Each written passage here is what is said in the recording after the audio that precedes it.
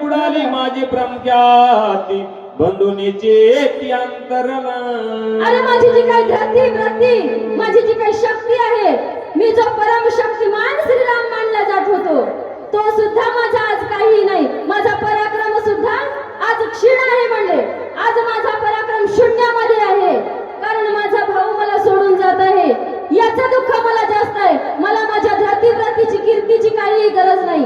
मला माझ्या भावाची गरज आहे आणि तो भाऊ मला आज सोडून जात आहे. नेत्रा येतसे अंधारी गात्रे कापती थरथरी धनुष्य न धरवे करी धीर निर्धारी न धरवे. रामचंद्र प्रभूच्या डोळ्याला अंधारी येत होती. एवढ्या भावासाठी दुःख व्यक्त करत होते आणि हातपाय चळचळ कापत होते. म्हणजे धनुष्य हातामध्ये धरवत नव्हता. एवढा विकळ रामचंद्र प्रभू या रणांगणामध्ये आपला भाऊ बघितल्याच्या नंतर झाले होते. म्हणतात आज त्यांच्या शरीरामध्ये प्राण नाहीसा झाल्यासारखं वाटत होतं कारण भाऊ सोडून जात होता. याचं दुःख रामचंद्र प्रभूला झालेलं होतं. प्राण जाती विकळ मती स्मर्याळू माळवाच्या जातसे व्रण शरीर चळचळ कापत.